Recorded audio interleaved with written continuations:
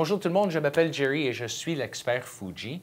Donc aujourd'hui, je vais vous présenter le premier aperçu de la X20. Donc ceci est le nouveau modèle qui continue la version de la X10 avec plusieurs améliorations ainsi que, mais avec le même structure, construction, qualité qu'on s'attend avec la série X. Donc, sans plus de délai, j'ai ici deux versions.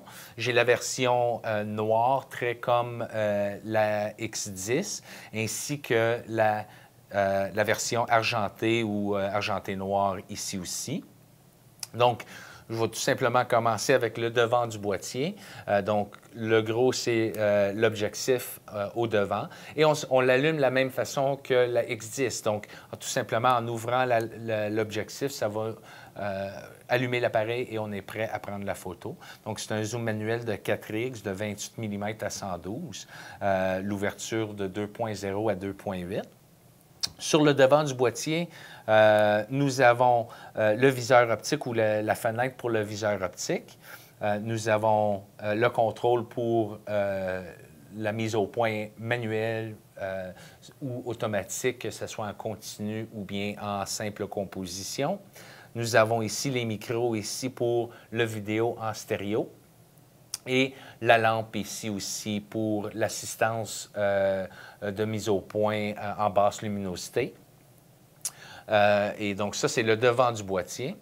Sur le côté gauche, nous avons l'œillet pour la ganse, mais pas d'autre chose, très net sur ce côté-là. Et sur le côté droit, nous avons l'autre œillet pour la ganse, ainsi que les prises pour le HDMI et pour le câble USB aussi. Sur le fond de l'appareil, nous avons bien entendu la porte de pile ainsi que l'accès à la carte mémoire. Nous avons le haut-parleur ainsi que le montage du trépied ici aussi. Sur le dos de l'appareil, vous allez voir encore qu'il est très, très semblable à la X10, sauf quelques petits changements. La première chose qu'on voit comme changement, c'est le détecteur disons, de l'œil à côté du viseur optique. Et ce que ça fait, c'est que ça éteint votre écran quand on regarde à travers du viseur. Ainsi que vous donne toute l'information à l'intérieur du viseur qu'on a besoin, les vitesses d'obturateur, etc., votre mise au point et d'autres choses. À côté du viseur, ici, nous avons le contrôle de la dioptrique et encore à côté, avec la petite éclair ici, ceci est pour monter et baisser le flash. Et le flash, lui, est sur le haut de l'appareil. Je vais continuer sur le haut dans quelques instants. Donc, sur le côté gauche de l'écran ici, nous avons la mise pour le visionnement des photos. En dessous de ça, disons, les modes d'auto-exposition, donc votre mode de métrage, les rafales incluant le bracketing et le balance des blancs. Les petites loupes qu'on voit ici, ça contrôle la magnification de l'image en mode de visionnement seulement. Donc, sur l'autre côté, le côté droit de l'écran, nous avons ici une molette de contrôle ici, comme sur la X10. Ceci, ça contrôle les vitesses d'obturateur ainsi que l'ouverture de l'appareil et aussi change certaines fonctions dans les menus aussi. Nous avons la touche AEL et AFL, donc l'exposition, on peut barrer l'exposition ou bien barrer la mise au point, ou bien les deux. Nous avons la molette de contrôle ici sur le dos, autour de la touche menu OK. Donc, la molette autour vous permet à changer des valeurs, que ce soit, encore une fois, des vitesses d'obturateur ou bien des valeurs de ISO, etc. Autour du menu OK, on a aussi 4 options. Donc, le macro est là. Les modes de flash sont là aussi et le retardateur.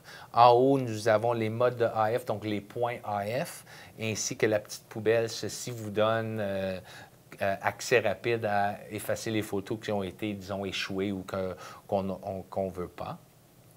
Nous avons la touche Display Back ici aussi.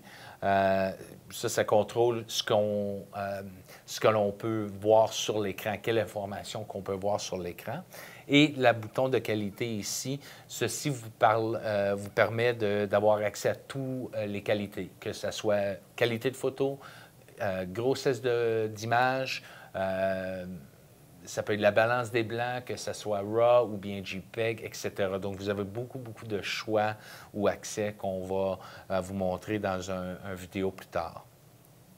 Donc, en haut de l'appareil, nous avons bien entendu, comme on a dit tantôt, le flash, le sabot du flash, donc pour les flashs accessoires, la molette de contrôle pour vos modes, donc que ce soit en scène, en recognition de scène ou bien en mode manuel, vous avez accès à toutes ces données ici sur la molette principale, le déclencheur avec la télécommande manuelle, l'exposition ou la compensation d'exposition ici, et la touche FN qui est programmable, mais la plupart du temps est programmée pour le ISO par défaut.